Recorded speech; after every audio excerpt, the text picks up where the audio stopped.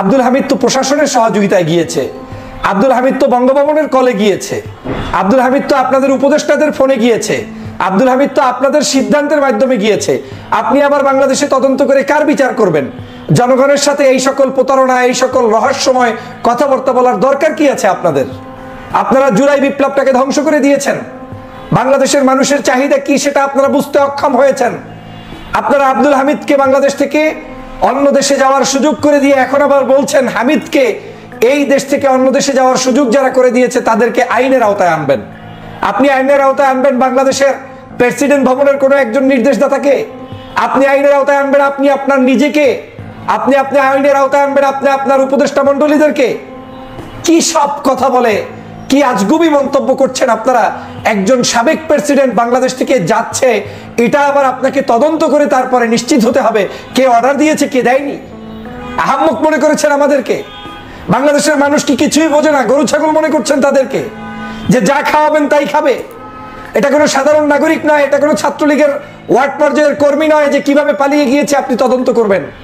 বাংলাদেশের সর্বোচ্চ এই আওয়ামী লীগের আমলে সবচেয়ে বেশি সময় ধরে যেই ব্যক্তি প্রেসিডেন্ট ছিলেন সেই আব্দুল হামিদ, একজন যিনি খুনের আসামি, তিনি পালিয়ে গিয়েছেন। আর আপনি বলছেন কারা পালিয়ে গিয়েছে, কিভাবে পালিয়ে গিয়েছে, এর প্রত্যেককে আইনের আওতায় আনা হবে। আপনি কাকে আইনের আওতায় আনবেন? ধান্দাবাজির একটা সীমানা থাকা দরকার। বাংলাদেশের জনগণের সাথে প্রতারণার একটা সীমানা থাকা দরকার। জনগণ 2000 মানুষের রক্তের বিনিময়ে জুলাই বিপ্লব সাধিত করেছে। এখন পর্যন্ত 50,000-এর অধিক মানুষ আহত, যাদের চিকিৎসা হচ্ছে না ঠিক মতো। আর আপনি বলছেন যে আব্দুল হামিদ কিভাবে পালিয়ে গেল সেটা দেখা হবে, তদন্ত করে আইনের আওতায় আনা হবে। কাকে আনবেন? কোন অফিসারকে আনবেন? সাধারণ একজন পুলিশ অফিসারকে আপনি এক স্থান থেকে আরেক স্থানে আপনি তদন্ত করে তাকে আরেক জায়গায় আপনি কি বলে পাঠিয়ে দিলেই কি আপনার বিচার হয়ে গেল? আব্দুল হামিদ যাওয়ার পরে আপনি এখন নতুন করে শুরু করবেন, 2-1জনকে অভিযান করে তারপরে গ্রেপ্তার করবেন, তাতেই হয়ে গেল? আমি আজকের সকালের ভিডিওতে বলেছিলাম যে আব্দুল হামিদকে পাঠানোর আগে আপনাদেরকে দেখা উচিত ছিল বাংলাদেশের যেই মানুষগুলোর উপরে জুলুম হয়েছে, অত্যাচার হয়েছে, নির্যাতন হয়েছে, দেশনেত্রী বেগম খালেদা জিয়ার উপরে হয়েছে, জামাতের নেতৃবৃন্দের উপরে হয়েছে, চরমনের পীরের উপরে হয়েছে, বাংলাদেশের সমগ্র রাজনৈতিক দল অ্যাকসেপ্ট, সামান্য চিকিৎসার জন্য যেতে পারে নাই বিদেশে। ডক্টর মোহাম্মদ ইউনূস আজকের প্রধান উপদেষ্টা, তিনি পর্যন্ত ওই নিচতলা থেকে 6 তলা 7 তলা 10 তলা পর্যন্ত বিচারের জন্য হেঁটে হেঁটে উঠতে হতো, তারপরে লোহার খেঁচার ভিতরে ঢুকে তারপরে মামলার হাজিরা দিতে হয়েছে। এগুলো থেকে আপনাদের শিক্ষা হয়নি? শিক্ষা এজন্যই হয় না কারণ জুলাই বিপ্লবের আপনারা অংশীদার না। শিক্ষা এজন্যই হয় না আপনি রক্ত দেন নাই, আপনার আত্মীয় রক্ত দেয় নাই। শিক্ষা এজন্যই হয় না যে আপনি এখন পর্যন্ত গত 16 বছরের কোনো আওয়ামী লীগের জুলুম অত্যাচারের শিকার ছিলেন না। স্বরাষ্ট্র উপদেষ্টা কি করে এখন বলছেন যে এখন আইনের আওতায় আনার জন্য আপনারা চেষ্টা চালিয়ে যাবেন? আপনার আইনের আওতায় এই দেশে যদি আনতে হয় তাহলে তো আপনার এই উপদেষ্টা পরিষদ, বঙ্গভবন থেকে শুরু করে সবাইকে আপনার আইনের আওতায় আনতে হবে।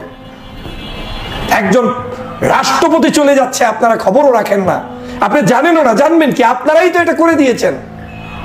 আপনার অনুমতি ছাড়া, স্বরাষ্ট্রমন্ত্রী উপদেষ্টার অনুমতি ছাড়া, আইন উপদেষ্টার অনুমতি ছাড়া, একজন বঙ্গভবনের অনুমতি ছাড়া এরকম একজন রাষ্ট্রপতি তিনি যেতে পারেন? একজন রাষ্ট্রপতি তিনি চিকিৎসা নিতে গেলে পর্যন্ত, বাসায় থাকলে পর্যন্ত তার সমগ্র তথ্য এই রাষ্ট্রের প্রত্যেকের কাছে আছে। তিনি মৃত্যুর আগ পর্যন্ত আপনাদের হাই সিকিউরিটির ভিতরে আছে। তো যেই লোকটি সিকিউরিটির মধ্যে 24 ঘন্টা চলাফেরা করছে তাকে আপনার এয়ারপোর্ট থেকে বিদায় দিচ্ছেন আর বলছেন আমরা কারা বিদায় দিয়েছে জানি না, তাদেরকে বিচারের আওতায় আনবেন। এই সকল তামাশা বন্ধ করা উচিত, এই সকল ধৃষ্টতাপূর্ণ আচরণ বন্ধ করা উচিত। জনগণের মধ্যে নতুন করে আমার মনে হচ্ছে যে একটি দেশ একটু ঠান্ডা ছিল, পরিস্থিতি একটু সুষ্ঠু ধারায় যাওয়া ধরছিল, সেটার মধ্যে আবার কার কোন কারণে ষড়যন্ত্রের অংশ হিসেবে এই আব্দুল হামিদকে আপনারা এখন আবার দেশ ত্যাগ করালেন। এভাবে করে আওয়ামী লীগের সব খনিগুলো দেশ থেকে পালিয়েছে, কাউকে দেশ ত্যাগ করানো হচ্ছে, কাউকে আরামায়েশে এখনো থাকার সুযোগ করে দেওয়া হচ্ছে। অথচ জুলাই বিপ্লবের পরে প্রত্যেককে গ্রেপ্তার করে আইনের আওতায় আনা উচিত ছিল। এখন পর্যন্ত আওয়ামী লীগের সেই সময়ের যত ধরনের অপরাধী কাউকে সঠিকভাবে গ্রেপ্তার করা হয় নাই। কিছু মানুষকে নামকা অস্তে গ্রেপ্তার করা হয়েছে, তার মধ্যে অনেকে আছে বয়স হয়ে গিয়েছে, হাঁটতে পারে না, চলতে পারে না। অনেকে আছে আওয়ামী লীগ করে কিন্তু অপরাধের মাত্রাটা ওই ওবায়দুল কাদের ষষ্ঠ পররাষ্ট্র মন্ত্রীদের মতো, শেখ হাসিনার মতো হয়তো নেই। তা আপনাদেরকে দেখানোর জন্য মূলত তাদেরকে ঢুকিয়েছে, তাদেরকে বিচারের জায়গায় গেলে তারা মাপ পেয়ে যাবে। আর অপরাধীগুলোকে যারা মাপ পাবে না তাদেরকে দেশ ত্যাগ করানো হয়েছে কৌশলে, তাদেরকে বিভিন্ন জায়গায় আটকানো, মানে গোপনে রাখা হয়েছে কৌশলে। আমরা কয়েক মাস আগে রিপোর্ট দেখেছিলাম যে বাংলাদেশের স্পিকারের পাসপোর্ট তৈরি হচ্ছে। কয়েক মাস আগে দেখলাম ওবায়দুল কাদের চলে গিয়েছে। কয়েক মাস আগে দেখলাম পররাষ্ট্রমন্ত্রী চলে গিয়েছে। আওয়ামী লীগের সকল সিনিয়র নেতারা সব চলে গিয়েছে। এখন ভণ্ডামি করছেন কার সাথে? কাকে আপনি এখন নতুন করে গ্রেফতার করবেন বলেন? গত 14 বছরের যে সকল নির্বাচন কমিশনের কমিশনাররা অবৈধভাবে নির্বাচন পদ্ধতি কলুষিত করেছে, তারা এখন পর্যন্ত গ্রেফতার হয়নি।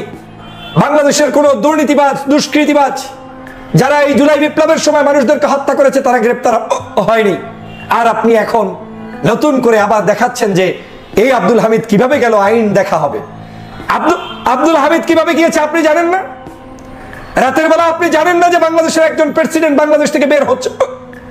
দেশনেত্রী বেগম খালেদা জিয়া বাংলাদেশে প্রবেশ করছে, আপনি জানতে পারেন।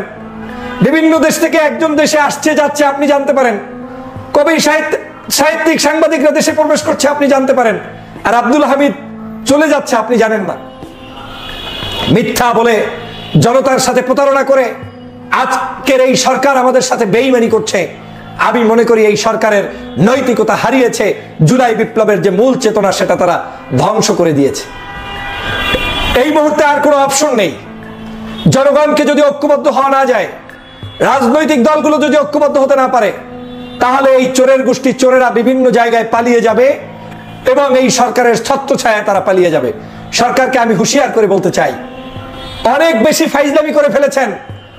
অনৈক্য দেখে আপনারা এত বেশি ফাইজলামি শুরু করেছেন যে এখন জনতার সাথে প্রহসন শুরু করেছেন। অথচ জনগণের উপরে ভিত্তি করে আপনারা ক্ষমতায় এসেছেন। জনগণ কি চায় সেটা আপনাদের মাথায় নাই। আপনাদের মাথায় শুধু আওয়ামী লীগকে পুনর্বাসন করা। এইভাবে চলতে থাকলে আবার নতুন করে আবার কিন্তু আপনাদেরকে প্রশ্নবিদ্ধ করবে। প্রিয় বন্ধুরা আমার, আজকের বাংলাদেশের পরিস্থিতি ভালো নেই। আমাদেরকে ঐক্যবদ্ধ হতে হবে। এই উপদেষ্টা পরিষদে যারা আছে, আমি বহুবার বলেছি, একজনের মধ্যেও সেই জুলাইয়ের চিন্তা চেতনা নেই। চেয়ার পাওয়ার পরে সবাই যার যার মতো ব্যস্ত হয়ে পড়েছে, যার যার মতো কাজে ব্যস্ত। একটু বিপদে পড়লে ফেসবুকে পোস্ট করে আর বলে যে আমরা এই কারণে পারছি না, ছাত্র আছে মাত্র 2 জন, আমরা কি করব। আর অনৈক্য বিস্তারের জন্য ওনাকে ফেসবুকে 24 ঘন্টা লেখালেখি করতে থাকে।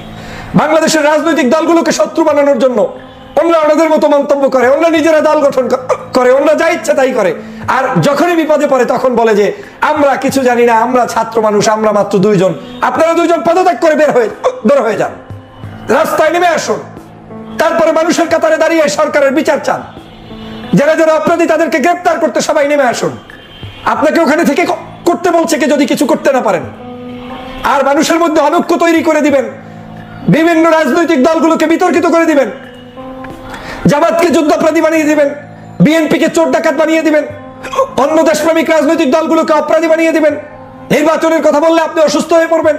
বিভিন্ন ধরনের মন্তব্যগুলোর বিরুদ্ধে আপনারা কথা বলবেন।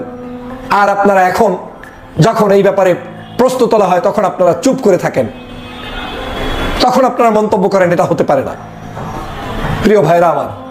সে কারণে বলছি, আজকের এই চরম মাত্রায় একটি নতুন করে ষড়যন্ত্র চলছে।